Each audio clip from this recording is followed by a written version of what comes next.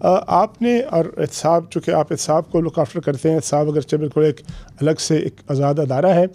حالیہ دنوں میں گزشتہ روز یہ جو 190 ملین پاؤنڈ کی تحقیقات جاری ہیں، اس پہ 22 وزراء جو ہیں، جو فارمر کابینہ تھی عمران خان صاحب کی، ان کو بھی نوٹسز جاری ہوئے ہیں، ان کی تحقیقات بھی ہوں گی، ان کے اثاثے مانگے جا رہے ہیں۔ دوسری طرف جو ہے آپ کی پارٹی کے PDM کے بڑے اہم رہنما ایک دفعہ نہیں کئی دفعہ بار بار کہہ چکے ہیں کہ یہ جو احتساب بیورو ہے، احتساب نیب ہے، یہ ماضی میں بھی اور اب بھی استعمال ہو سکتا ہے، ہوتا رہا ہے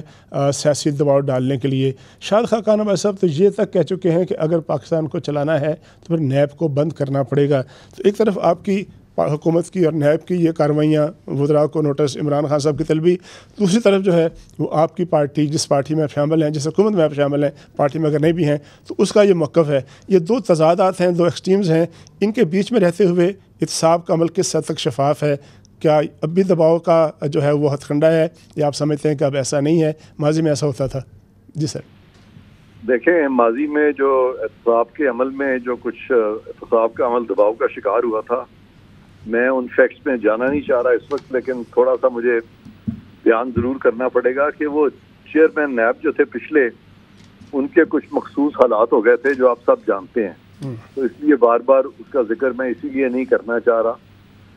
تو وہ والے حالات اب نہیں ہیں، تو اس لیے کوئی ایسا نیب دباؤ کا شکار نہیں ہے، نہ ہی کوئی چیئرمین نیب اس طرح کے دباؤ کا شکار ہے۔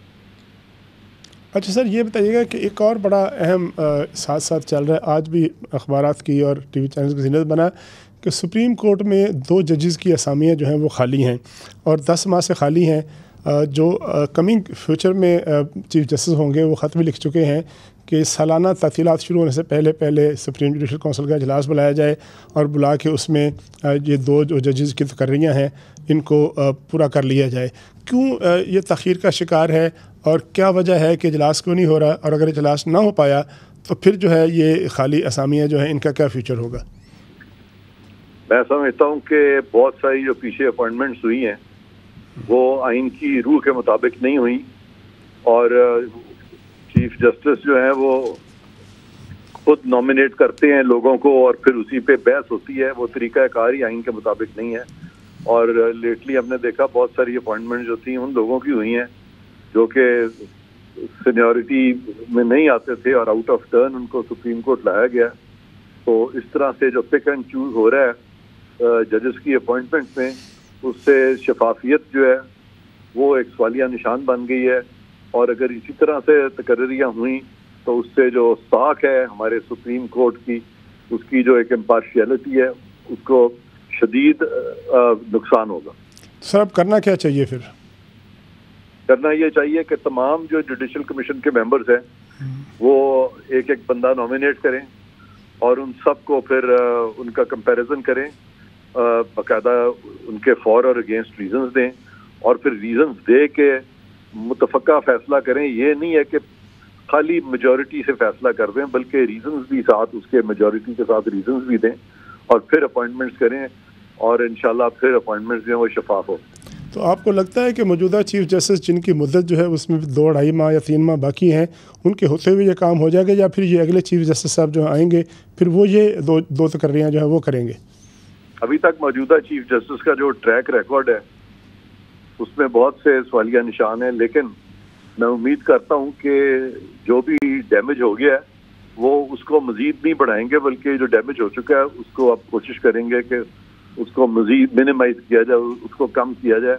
نہ کہ پھر اسی طرح کی تقرریاں کی جائیں جیسے کہ پچھلے 1 سال میں ہوئی۔ اچھا سر، 2 حالیہ گزشتہ چند دنوں میں فیصلے ہوئے ہیں، ایک جو PTI کی رہنما ہے یاسمین راہی صاحبہ، ان کو جو ہے وہ ڈسچارج کیا گیا ایک مقدمے سے۔ اسی طرح پرویز الہی صاحب جو فارمر چیف منسٹر ہیں، ان کو اینٹی کرپشن کی ایک مقدمے میں پہلی پیشی پر ہی ضمانت کی بجائے یا ان کے ریمانڈ کی بجائے ان کو بری کر دیا گیا۔ کتنا انپریسیڈنٹڈ ہے؟ عام طور پہ کس طرح ہوتا ہے؟ یہ پریکٹس ہے کہ پہلی پیشی پر ہی سنے بغیر یا جو ہے وہ پورا پروسیس پورا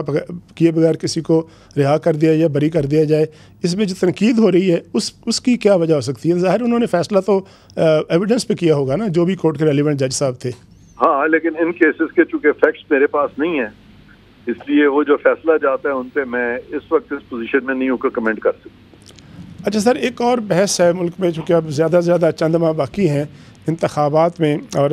केयर टेकर हुकूमत आ जाएगी उसके बाद, कुछ लोग कह रहे हैं कि इंतखाबात जो हैं वो नहीं होंगे वक्त पर और किसी आइन की जो मुख्तलिफ दफ़ात हैं उनका सहारा लेकर एमरजेंसी लगा कर जो है वो मुद्दत 1 साल बढ़ा ली जाएगी। तो पहले तो बताइएगा कि आनी तौर पर ये मुमकिन है और क्या सोच ऐसी है हुकूमत के अंदर, सियासी अनासर के अंदर, कि इंतखाबात को आगे ले जाया जाए? मैं नहीं समझता कि कोई ऐसी सोच है, और असेंबली जो अपनी मुद्दत अगस्त में पूरी करेगी, उसके बाद निगरान हुकूमत बनेगी और उसके बाद आइन के मुताबिक जो भी साजगार वक्त होगा उस पे इलेक्शंस हो जाएंगे बस। अच्छा सर, एक आखिरी सवाल आपसे कि